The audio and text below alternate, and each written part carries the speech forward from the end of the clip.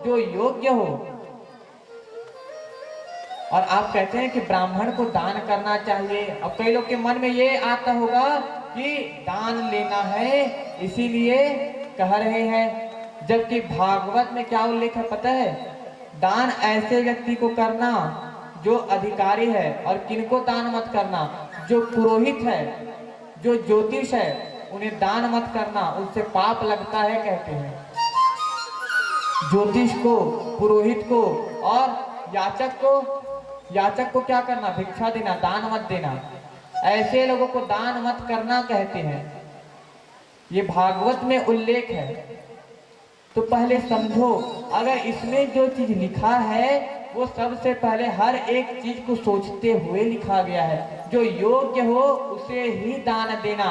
और क्या लिखा है पता है? जहां आपका धन सही जगह लगता हो, कोई गंभीर रूप से बीमार हो, सामने वाले का इलाज करा दो, सामने वाले की मदद करा दो। जिसके पास रहने के लिए घर नहीं है, आप 1 लाख रुपए कहीं दूसरे अपने खर्चे में उड़ा रहे, उसमें से 10,000 आप उसको दे दो। और 10,000 नहीं देते, महीने का कम से कम दान करना। जो व्यक्ति 1,000 रुपए कमा रहा है ना, महीने का कम से कम 100 रुपए दान के लिए निकाल लो। अब 1,000 रुपए से अनुपात निकाल लो आप। जो 10,000 कमाते हैं तो कम से कम 500 रुपए महीने का आप दान के लिए रख दो। 500 रुपए अच्छे कार्य में लगा दो, इससे आपका कोई नुकसान नहीं होगा। 500 रुपए अभी कैसे जाएगा आपको पता नहीं चलेगा। और उस 500 रुपए को आप अच्छे कार्य में लगाओगे ना, तो वो जो 500 5,000 बनकर आता है कहते हैं। तो दान के लिए रखो, अपना कुछ हिस्सा दान करो कहते हैं। और किस हिस्से का दान करना? जो आपकी कमाई का है उसे ही दान करना। दूसरे से लाकर दान मत करना, या आपके कुल का है, परिवार का है, उसे दान मत करना। जो आपने कमाया है उसमें का हिस्सा दान करना। परशुराम जी जो थे ना, वह क्या करते हैं? क्षत्रियों का संहार किया, 17 बार पृथ्वी को जीता, और भृगु ऋषि को दान दे देते हैं। 7 द्वीप दान करते हैं। तो क्या ये दान कहलाएगा? ये दान नहीं है। दूसरे की चीजों को लूट कर या जीत कर दान कर देना क्या दान कहलाएगा? कभी नहीं। दान करना है तो अपने मेहनत के कमाए हुए धन का दान करना, अपने मेहनत का दान करना, तन और मन और धन का दान करना। जो आपने मेहनत किया है उसका दान करना, ना कि 2 नंबर का। तो द्रौपदी जो है वह कहती है अर्जुन से कि ऐसा मत करना। ब्रह्मास्त्र का युद्ध हुआ, भगवान कन्हैया ने कहा ब्रह्मास्त्र चलाओ, ब्रह्मास्त्र से हाहाकार मच गया। तब फिर भगवान कन्हैया कहते हैं आप हाथ जोड़कर अब विनती कर लो। और जैसे तैसे अश्वत्थामा को पकड़ लिए, और जैसे ही पकड़े क्या कि अश्वत्थामा के मस्तक में मणि थी, उस मणि को निकाल लेते हैं, मणि को निकाल लेते हैं और अपने पास रख लेते हैं। तो ये क्या हुआ? मान मर्दन हुआ। इसे ही कहते हैं मान मर्दन करना। तो मणि को निकाल लिया, अब छोड़ दिया अश्वत्थामा को। जब कुछ समय बीतते हैं तो अश्वत्थामा अपने आचरण से नहीं सुधरता। समय बीते, क्या किया फिर? उत्तरा के गर्भ में, अब उत्तरा कौन? अभिमन्यु की पत्नी है ना, उत्तरा के गर्भ में ब्रह्मास्त्र छोड़ देता है। उत्तरा जो है भागती हुई भगवान कन्हैया के पास जाती है, उनका ध्यान लगाती है। भगवान कन्हैया दौड़ते हुए आते हैं। जब भक्त भगवान को बुलाए, उनका ध्यान करे सच्चे मन से, तो भगवान दौड़ते हुए आते हैं। और भगवान क्या करते हैं? जैसे ही आए उत्तरा के गर्भ में जाते हैं। जो भगवान आज तक कभी गर्भ में नहीं गए, वो आज उत्तरा के गर्भ में जाकर महाराज परीक्षित की रक्षा करते हैं। और महाराज परीक्षित पहली बार भगवान के दर्शन गर्भ में करते हैं। बोलो भक्तवत्सल भगवान की जय। तो इस प्रकार महाराज परीक्षित को भगवान के दर्शन होते हैं। अब महाराज परीक्षित को बचा लेते हैं भगवान, किससे? ब्रह्मास्त्र से। जब वहां से बचाए कुछ समय निकलता है तो महाराज परीक्षित का जन्म होता है। और महाराज परीक्षित जब जन्म लेते हैं तब क्या होता है? द्वापर युग चल रहा होता है और परीक्षित के जन्म के कुछ समय पश्चात जैसे ही वह बड़े होते हैं कलयुग आने लगता है। जब महाराज परीक्षित बड़े हुए, जानने समझने के योग्य हो गए, तब पांडव जो होते हैं उन्हें राजपाट सौंपकर कहाँ जाते हैं? निर्वाण के लिए चले जाते हैं, भगवान के दर्शन के लिए चले जाते हैं, मोक्ष के लिए चले जाते हैं। और राजपाट कौन संभालते हैं? महाराज परीक्षित। अच्छा, महाराज परीक्षित जो है कथा में बैठते हैं, कहते हैं ना, राजा परीक्षित बनकर बैठे हैं। अब ये तो बताओ महाराज परीक्षित की पत्नी का क्या नाम है? क्या नाम है? इरावती। इरावती बोले ना? इरावती। महाराज परीक्षित की पत्नी का नाम क्या है? इरावती। बहुत से लोग नहीं जानते। तो इरावती और महाराज परीक्षित कथा में बैठते हैं और जो कथा सुनाते हैं वह कौन है? सुखदेव मुनि महाराज। और पीठ क्या है? व्यास पीठ है। तो ये चारों के बिना श्रीमद् भागवत कथा का आयोजन नहीं होता है ना। तो महाराज परीक्षित बड़े होते हैं। जब बड़े हुए तब राजपाट संभालने लगते हैं। और महाराज परीक्षित के समय में ना कोई चोरी करता, ना कोई उनके समय में कोई डाकू रहता है, ना कोई गलत कार्य करता। ऐसे महाराज परीक्षित का कार्यकाल है। जबकि युधिष्ठिर के कार्यकाल में चोरी डकैत लड़ाई झगड़ा बढ़ गए थे, लेकिन महाराज परीक्षित के कार्यकाल में ना कोई किसी से झगड़ा करता, ना किसी का बैरी, ना किसी से बैर करने वाला। ऐसे था उनका कार्यकाल। सभी सद्भाव पूर्वक रहते थे। एक बार महाराज परीक्षित जो है एक बैल को देखते हैं।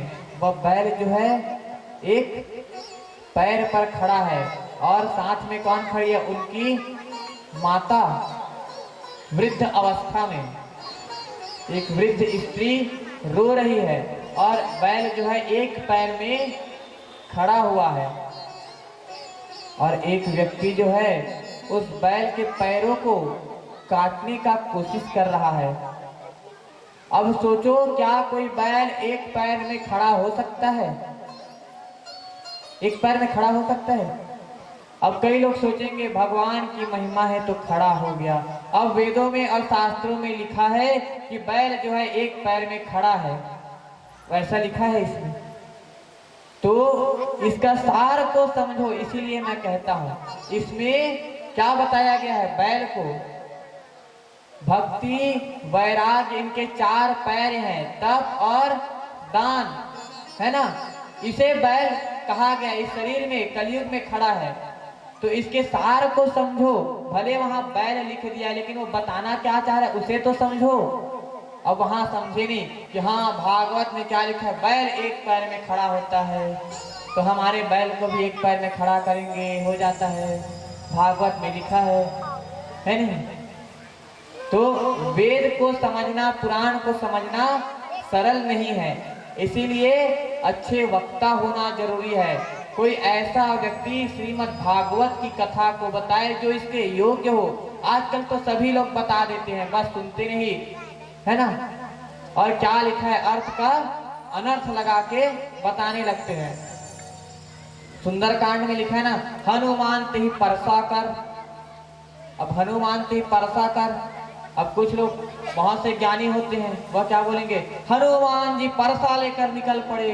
वाह, है नहीं। माता सीता को खोजने हनुमान जी परसा लेकर निकल पड़े। अब परसा का मतलब क्या होता है? परसा मतलब होता है स्पर्श करना। तो ऐसे बुद्धिजन, ऐसे ज्ञानी होते हैं, हनुमान ते ही परसा लेके हनुमान जी निकल गए। वाह! अब ऐसे ऐसे ज्ञान लेकर चलोगे तो क्या होगा। इसीलिए आज हो रहा है, रामचरितमानस को जलाया जा रहा है, हमारे शास्त्रों को गिराया जा रहा है। क्यों? इन्हीं अज्ञानियों के कारण। तो पहले ज्ञान लो, भेड़िया दसान वाला काम मत करो, जो एक बोला उसके पीछे पीछे चलते गए। जो लिखा है, जो कहा गया उसे सुनो, उसे समझो, और जो योग्य हो ऐसा व्यक्ति से सुनो कि जो इसको बता सकता हो, इसके अर्थ को समझा सकता हो, इससे सुनो। सभी व्यक्ति से कथा ना सुनो। अब कई व्यक्ति ऐसे हैं जो इधर कथा कह रहे हैं, थोड़ी देर बाद क्या करते हैं, इधर से निकाला, पाउच खोला और चुपचाप खाए, हाँ मुंह में डाला, चालू, यहाँ से उठा और अब शब्दों का प्रयोग। ऐसा कभी नहीं होना चाहिए। जो व्यक्ति व्यासपीठ में बैठ गया, उन्हें कम से कम इसकी मर्यादा का तो पालन करना चाहिए। व्यक्ति की पद का पूजा होता है, उनके ज्ञान का पूजा होता है। अगर मैं यहाँ बैठकर अपशब्द कहूंगा तो क्या आप लोग सुनोगे? तुरंत उठकर चले जाओगे। आप सभी प्रणाम करते हैं, क्यों करते हो? उस ज्ञान का, इस पद का प्रणाम करते हो, ना कि व्यक्ति का प्रमाण करते हो, ना ही प्रमाण करते हो। तो हमेशा पद और ज्ञान का पूजा होता है। तो जो योग्य हो, जो कथा करने योग्य हो, वह कथा करे तो उसका फल मिलता है। तो इसका अर्थ को समझो, क्या लिखा गया है, क्या कहा गया है। आजकल तो देखा जाता है हर एक व्यक्ति था रामचरितमानस, क्या हो रहा है, रामायण करवा रहा है। रामायण के नाम में क्या करते हैं, बस नाच गाना चालू, गांव गांव में रामायण करवाते हैं ना, और घर में छठी हुआ रामायण करवा रहे हैं। तो रामायण के नाम से आजकल व्यक्ति, मैं तो बहुत लोगों का देखा, रामायण के नाम से बस उसे कॉमेडी शो बना दिए। तो रामायण का मंच जो क्या है, मर्यादा का मंच है, उस मर्यादा का पालन करो। ये चीज सही है कि आपको हंसाना है, रुलाना है, सब चीज सही है, लेकिन हंसाना है तो मर्यादा में रहकर हंसाओ। ये नहीं कि कथा से बाहर। मैं तो एक का सुन रहा था, क्या बोलते हैं, भोले खलखल्ले धोले। वाह! अब बता, ये मर्यादा है? ये मर्यादा है? इनके नाम में क्या कर, रामायण के नाम में आप पूरा इसे कॉमेडी शो बना दिए। जब आपको कॉमेडी करना है तो अलग से अपना क्या कर लो, मंच बनवा लो। और या फिर रामायण में बैठ रहे, व्यासपीठ में बैठ रहे हो, तो उस व्यासपीठ का महत्व को समझो, मर्यादा को समझो, इस मर्यादा का पालन करो। अगर हंसा रहे हो, रुला रहे हो, तो हंसाना रुलाना भी कथा से जुड़ा हुआ होना चाहिए। ये नहीं कि आप कुछ भी बनाकर बोल दो। तो जो व्यक्ति ऐसा करता है, उनसे कभी भी आप रामायण या किसी भी धर्म कार्य को नहीं करवाना। इससे क्या होता है, हमारे धर्मों का अपमान होता है, हमारे शास्त्रों का अपमान होता है। जो व्यक्ति अपमान कर रहा है, उसे आप बराबर बैठाकर अपने आप को अपमानित करवा रहे हो। तो जो अपमान करे उसे कभी ना बुलाओ। जो व्यक्ति ऐसे उल्टी पुल्टी बातें करता है, सामने से जाकर बोल दो कि ये मर्यादा का मंच है, इसमें मर्यादा में रहकर आपको बात करना है। आप कथा कहने आए तो आप मर्यादा में रहो, तो इस मर्यादा का पालन करो। आप लोग भी कथा सुन रहे तो इसकी भी एक मर्यादा है, उस मर्यादा में आप कथा सुनो, तभी तो फल मिलेगा, तभी सब मिलेगा। मर्यादा देखो ना भाई, उसका क्या होता है, जब सब चीज लोगे तभी तो मिलेगा ना, सभी तरफ ध्यान लगाओगे तो। ये नहीं कि यहाँ आकर बैठे और इधर उधर की बातें ऐसा वैसा सब सुनाने लगे। तो सभी के लिए मर्यादा है, श्रोता के लिए भी और सुनाने वाले के लिए भी, सुनने वाले के लिए और सुनाने वाले के लिए, सभी को मर्यादा में रहकर कार्य करना चाहिए। मर्यादा का मंच हमेशा मर्यादा का ही रहता है, इसलिए ये पूजनीय है। और जिस दिन इसकी मर्यादा आप खोते जाओगे, उस दिन ये पूजनीय नहीं रह जाएगा। अगर ऐसा ही चलता रहा ना, तो आज से 5-7 साल बाद व्यासपीठ का पूजा होना ही बंद हो जाएगा। अगर इसी प्रकार के लोग आते गए, व्यासपीठ पर बैठते गए, तो व्यासपीठ का महत्व ही खत्म हो जाएगा। अगर एक चोर राजा बन जाए तो क्या होगा, सारे देश को लूट लेगा। जो चोर जो होता है ना, वह इकट्ठा करो इकट्ठा करो, ऐसा हो जाता है। तो जो अधिकारी नहीं है वो व्यासपीठ पर बैठ जाए तो उस व्यासपीठ का महत्व को वो खत्म कर देता है। एक तो स्वयं को उसे पाप लगता है और जो उससे कथा सुनता है उसे भी पाप लगता है। आप कभी तर नहीं पाओगे जो व्यासपीठ की मर्यादा को भूलता है उससे। व्यासपीठ जो है मर्यादा का मंच है, इस मर्यादा का पालन करो। तो इस मर्यादा को देखते हैं कौन? महाराज परीक्षित। एक पैर में खड़ा हुआ है बैल, सत्य धर्म वैराग्य और तप, भगवान का ध्यान, ये चार पैर हैं। सत्य तो है, अभी है या नहीं है? सत्य है। धर्म तो है ही नहीं, धर्म के नाम में अभी सिर्फ राजनीति होता है ना। धर्म अभी है ही नहीं, धर्म को काटा जा चुका है, लेकिन धर्म वापस आ भी जाता है। कैसे? भागवत में कहते हैं ना, सत्यम परम धीमहि, सिर्फ सत्य ही बचा हुआ है अभी एक पैर में कलयुग में। तो उस सत्य को जीवित रखो। सत्यनारायण के व्रत कथा में भी कहा जाता है कि मैं सत्य के रूप में विराजमान हूँ, तुम सत्य के माध्यम से मुझे बुलाओ, मैं आऊंगा। वैराग्य करोगे नहीं आऊंगा, भक्ति करोगे नहीं आऊंगा, सत्य के मार्ग में चलोगे मैं दौड़ते हुए आऊंगा, भगवान कहते हैं। और सत्य के मार्ग में चलोगे तो तुम्हारे साथ वैराग्य भी आएगा, भक्ति भी आएगा, तप भी आएगा और दान भी आएगा, सभी चीजें आएंगी। ऐसा कार्य करो। तो देखते हैं तो वह व्यक्ति कौन रहता है? महाराज परीक्षित कहते हैं कि तुम कौन हो जो इस बैल का पैर को काट रहे हो? तब वह व्यक्ति कहता है मैं कलयुग हूं, कलयुग हूं मैं। तो तुम क्यों आए हो, क्यों आ गए यहां? तो कलयुग कहता है मुझे स्थान चाहिए रहने के लिए, मुझे रहने के लिए स्थान चाहिए, मैं कहाँ रहूंगा, आप मुझे यहां से भगा देंगे तो। तब महाराज परीक्षित कहते हैं ठीक है, तुम कहाँ रहना? जहां दंभ हो, अहंकार हो और जहां मदिरा पान होता हो और क्या होता हो, जहां सब झूठ बोलने वाले हो, जहां कामी व्यक्ति हो, ऐसे जगह निवास करना। तब बोलता है यह स्थान मेरे लिए कम है। तो क्या कहते हैं? तुम सोने में रहना। अब सोना कौन सा, कौन सा सोना? अब इसमें तो सोना लिख दिया, कौन सा सोना? अब महाराज परीक्षित भी तो स्वर्ण का मुकुट धारण किए हैं, लेकिन बोलते कि सोने के मुकुट में रहना।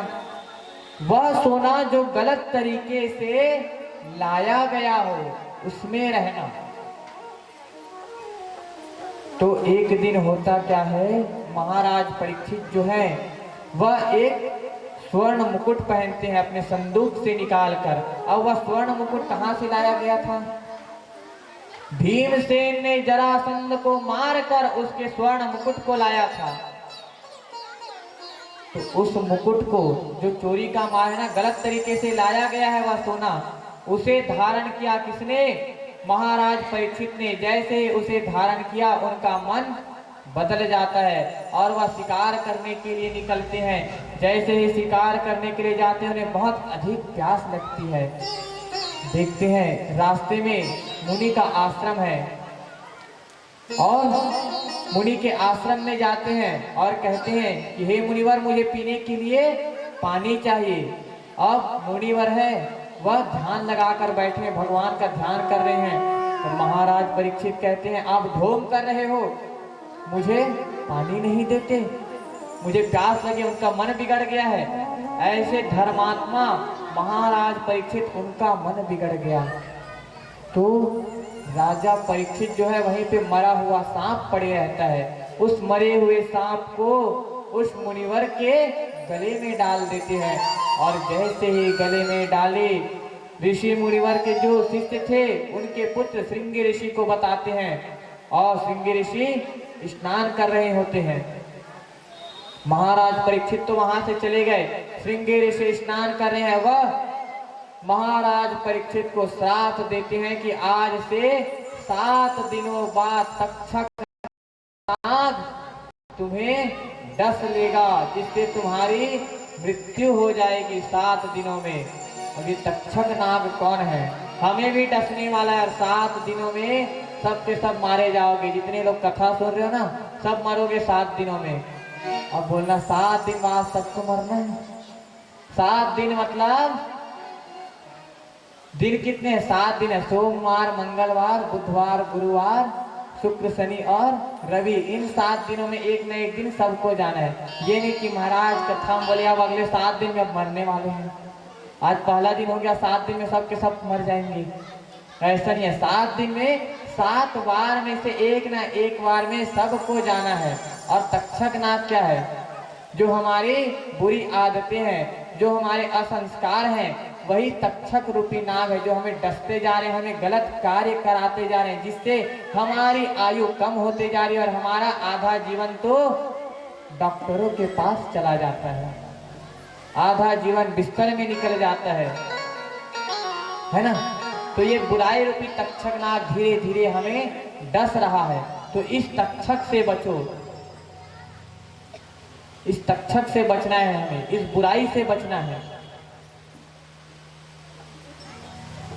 और सबसे बड़ा बुराई अभी क्या है? मोबाइल। ये मोबाइल रूपी तक्षक नाग तो सबसे खतरनाक है। बाकी तक्षक कहीं जाए, ये मोबाइल सबसे खतरनाक है। आजकल आदमी को किसी की जरूरत नहीं, कोई आए चाहे मत आए, मोबाइल रहना चाहिए। घर परिवार वाले आए चाहे मत आए, बस मोबाइल दे दो। पता चल रहा है कुछ दिन बाद तो भगवान से बोलने लगेंगे, भगवान मुझे आपके दर्शन हो चाहे मत हो, स्वर्ग मिले चाहे मत मिले, लेकिन मोबाइल जरूर मिल जाए, चार्जर मिल जाए चार्जिंग करने के लिए, है ना। तो इतना आदत मोबाइल का कि मोबाइल छूटा ही नहीं जाए। मुझे नरक स्वीकार है, बस मुझे मोबाइल दे दो। मोबाइल दे दोगे इतना नरक में न रहूंगा, अब जहां रख लो वहां रह जाऊंगा, मोबाइल बस दे दो। पहले गाना चलता था क्या? जीते लकड़ी मरते लकड़ी, देख तमाशा लकड़ी का। अब जीते मोबाइल मरते मोबाइल, देख तमाशा मोबाइल का। आजकल के बच्चे होते हैं, उन्हें मोबाइल दिखाते हैं। पहले बच्चे को बोलना नहीं आता, ढंग से देखना नहीं आता, लेकिन मोबाइल देख के रोने लगते हैं। और जैसे मोबाइल दूर किए फिर रोने का चालू, और मोबाइल को ऐसे दिखाए तो चुप हो जाएंगे तुरंत। और जहाँ बीमार है, हाँ मैं खटिया में हूँ रह लूंगा, बस मोबाइल दे दो। वृद्ध हो गए, सबको तो आता है मोबाइल चलाने। ये नहीं कि चलो वृद्ध हो गए, अब जाने का समय आ गया तो भगवान का ध्यान कर ले। इतने दिन तो नहीं किए, कुछ दिन बचा है तो ऐसे ही भगवान का ध्यान कर ले, अच्छी चीजें सुन ले, अच्छी बातें कर ले, अपने घर के लोगों को अच्छी बातें सिखा दें। ये नहीं तब आजकल क्या होता है, सास बहू में झगड़ा, तो आजकल एक दूसरे को देख के चल रहे हैं। अब आधा क्यों हो रहा है कि हमार सास ने हमला सते तो हम सताबो।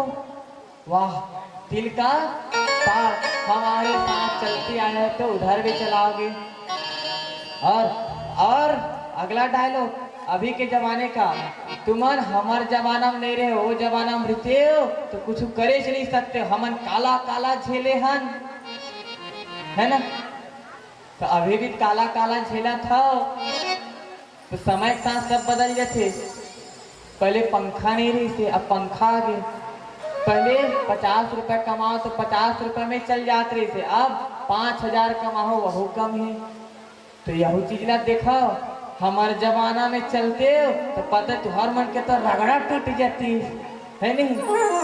ये हर सास अपने बहू को ताना जरूर मारेगी। तो इन सब से बचो। अब तो जाने के दिन आ गए, तो ये सोचो कि मैं कुछ अच्छे संस्कार दे दूं, अच्छी चीजें सिखा कर जाऊं। ये चीज कभी करो, संस्कार दो अपने बहुओं को। नहीं आता उसे, ये चीज नहीं आती उसे सिखाओ, है ना। तो आजकल हाँ तो दायित्व सिखाए नहीं है, क्या बनाए बात है, ये हाथ बनाए नहीं आवे। अरे नहीं आ रहे तो बनाने सिखा दो, क्या बिगड़ जाएगा, 2 दिन बस तो जाएगा तुम्हारा। और तुम सिखाओगे, आप सिखाओगे तो ऐसा लगेगा कि आप स्वयं अपने हाथ का भोजन कर रहे हो। तो अपने हाथ का भोजन स्वयं कर लोगे। तो ये सब अच्छी चीजें सिखाना छोड़ दिए हो और उसे ताना ऊपर ताना मार रहे हो। और बहू भी देख रहे हो भी, जाके ताना तो सुनना है तो पहले से ही ताना मारने लग जाते हो भी, है ना। तो ये सब चीज को छोड़ो। और आदमी का मृत्यु जब करीब आता है तो वह संकेत देने लगता है। आप सभी को पता चल जाएगा कि आपकी मृत्यु कैसे आ रही है। जैसे ही मृत्यु आने लगे, अकाल मृत्यु का नहीं, क्यों अकाल मृत्यु अर्थात जो दुर्घटना में मारा गया, जो एक्सीडेंट में मर गया। तो अकाल मृत्यु कौन मरता है, कल सुने थे ना। अकाल मृत्यु वो मरे जो काल करे चंडाल का। आपके कर्म अच्छे नहीं थे इसलिए आप अकाल मृत्यु मरे, या आपने पूर्व जन्म में कुछ गलत कार्य किए हो इसलिए अकाल मृत्यु। ये नहीं कि जल्दी मर गए वो अकाल मृत्यु है। बच्चा हुआ 1 महीने में मर गया, 1 हफ्ते में मर गया, 7 वर्ष में मर गया, ये अकाल मृत्यु नहीं है। अकाल मृत्यु क्या है, जो दुर्घटना में मरे, है ना, एक्सीडेंट में मरे, इस टाइप के जो मरते हैं ना, वो है अकाल मृत्यु। और ये क्यों होता है, आपने जो गलत कर्म कभी ना कभी किए हैं इसके कारण से अकाल मृत्यु होती है। और जो अच्छे कर्म करता है उनकी मृत्यु अच्छी तरीके से होती है। जैसे आपने सुना होगा ना कि एक व्यक्ति यहीं बैठा था, बैठे बैठे गिर गया और गिर के मर गया। अब बताओ कितनी अच्छी मृत्यु हुई। ना कभी वो बिस्तर में गया, ना बिस्तर में जाने का उसको जरूरत पड़ा, चल रहा था और गिर के ही वहीं पे मर गया। कितनी अच्छी मृत्यु हुई। अब सोचो आप बिस्तर में हो, अभी से सोच के देखना सब अपने ऊपर। आप बिस्तर में हो, आप 1 हफ्ता भी बिस्तर में पड़े रहोगे ना, जो आपका सेवा कर रहा है वो आपसे हीन भावना रखने लगेगा। 1 दिन करेगा, 2 दिन करेगा, 7 दिन बाद आपसे हीन भावना रखने लगेगा।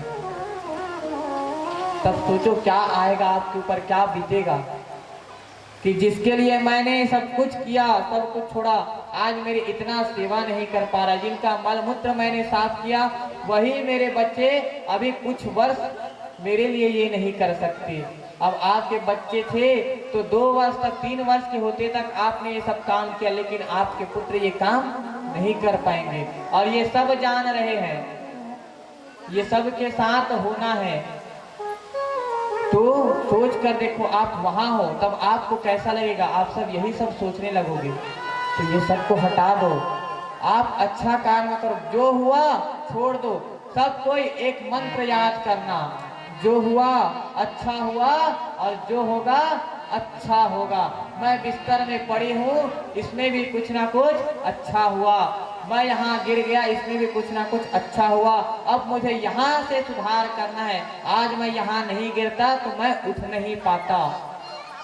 क्यों पता है, आप जितनी ऊंचाई में चढ़ोगे ना, तो ऊंचाई में चढ़ने के लिए आपको झुकना पड़ता है। आप पहाड़ चढ़ोगे ना, सीना तान के चढ़ के दिखा देना, मैं मान जाऊंगा कि आपने पहाड़ में चढ़ाई कर दी। जब आप पहाड़ चढ़ोगे तो हमेशा झुक कर ही चढ़ोगे। तो जिनको पहाड़ में चढ़ना है, अच्छे कामों पर चढ़ना है, उन्नति करना है, उसे हमेशा झुकना पड़ेगा। आप कितने भी बड़े अधिकारी क्यों ना बन जाओ, बड़े बनने के लिए झुकना पड़ेगा। जो झुकेगा वो बड़ा बनेगा। तो इस प्रकार महाराज परीक्षित को श्राप मिला कि तक्षक रूपी नाग आपको डसेगा, और हमें भी डस रहा है ये तक्षक, है ना। तो इस तक्षक से बचना है हमें। आइए आरती की तैयारी कर लेते हैं फिर। तो तक्षक नाग डस लेता है, 7 दिन में मरना है ये पता चलता है। और जैसे ही महाराज परीक्षित को पता चलता है और उनके पिता को पता चलता है, तो कहते हैं कि हे श्रृंगी, हे मूर्ख, तुमने इतने बड़े सत्य प्रतिज्ञ और महात्मा राजा को श्राप दे दिया। अब उनके जाने के बाद कोई नहीं बचेगा जो इस कलयुग को रोक पाए। एकमात्र राजा हुए कौन, महाराज परीक्षित, जो कलयुग को रोक कर रखे थे। अब तक्षक नाग काट लेगा, फिर कोई राजा नहीं होगा, है ना। तो ऐसा उनके पिता श्रृंगी ऋषि को कहते हैं। लेकिन विधि के विधान को कोई बदल नहीं सकता। अब महाराज परीक्षित सोचते हैं और बड़े बड़े ब्राह्मणों से, ऋषि मुनियों से पूछते हैं। भृगु, अंगिरा, च्यवन, बड़े बड़े ऋषि सभी से पूछ रहे हैं। वशिष्ठ ऋषि है वहां कि 7 दिनों में जिनकी मृत्यु होने वाली हो उन्हें मुक्ति कैसे मिल सकती है। सभी बड़े बड़े व्यक्ति चुप बैठ जाते हैं। सभी चुप बैठे हैं, कोई नहीं जानता कि इसकी मुक्ति कैसे होगी। बड़े बड़े ऋषि मुनि हैं, ब्रह्मा जी के मानस पुत्र हैं, लेकिन कुछ बोल नहीं पा रहे। अब नारद जी को ये बात पता चलती है तो नारद जी कहाँ जाते हैं? सुखदेव मुनि महाराज के पास जाते हैं और कहते हैं कि आप क्या करो, महाराज परीक्षित के पास जाओ। तब सुखदेव मुनि महाराज कहते हैं कि मैं नहीं जाऊंगा, नहीं जाऊंगा कह देते हैं। तब नारद जी सुखदेव मुनि महाराज को समझा रहे, कहते हैं कि अगर आप पाप को देख रहे हो तो पाप को देखने वाला पापी बनेगा या नहीं? तब सुखदेव मुनि महाराज कहते हैं कि हाँ बनेगा पापी। तो फिर आपके होते हुए भी अगर कोई व्यक्ति नरक में चला जाए, इतना बड़ा साधु, इतना बड़ा संत महाराज परीक्षित अगर नरक में चले जाए तो आपको दोष लगेगा या नहीं? तब सुखदेव जी मुनि महाराज सोचते कि हाँ नारद जी ने ठीक कहा, और सुखदेव मुनि महाराज वहां से भागवत महापुराण को अपने सर पर रखते हैं और निकल जाते। इतने दिनों से बिना कपड़ों के रहते थे सुखदेव मुनि महाराज, लेकिन जब भागवत सुनाने को जाते हैं तो लंगोट पहन कर जाते हैं। अब लंगोट क्यों? दिगंबर और श्वेतांबर आपने सुना होगा, आगे सुनेंगे। तो जो बिना कपड़ों के रहता है वह कभी भी पुराण को सुनाने का अधिकारी नहीं होता। कभी भी अघोरी और नागा साधु पुराण नहीं सुना सकते, उन्हें अधिकार नहीं है। पुराण सुनाने के लिए आपको वस्त्र पहनना होगा, तभी आप पुराण सुना पाएंगे। तो सुखदेव मुनि महाराज लंगोट पहनकर निकलते हैं और श्रीमद् भागवत महापुराण को अपने सर पर रखे हुए हैं और जा रहे हैं महाराज परीक्षित के पास। और जैसे ही महाराज परीक्षित के पास पहुंचते हैं, सारे ऋषि वेद व्यास जी, वशिष्ठ जी, विश्वामित्र जी, भृगु जी, च्यवन जी और अंगिरा जितने बड़े ऋषि सब दंडवत प्रणाम करते हैं सुखदेव मुनि महाराज को। 16 वर्ष के बालक सुखदेव मुनि महाराज, ज्ञान की पूजा हो रही आज, और उनके लिए व्यास पीठ बनाते हैं, वह आसन बनाते हैं। व्यास पीठ पर सुखदेव मुनि महाराज विराजमान होते हैं और बैठकर कथा बांटते हैं। और जैसे प्रथम अध्याय होता है सुनाने का आरंभ करते हैं, जैसे तैसे 7 दिनों तक महाराज परीक्षित को कथा सुनाते हैं। तो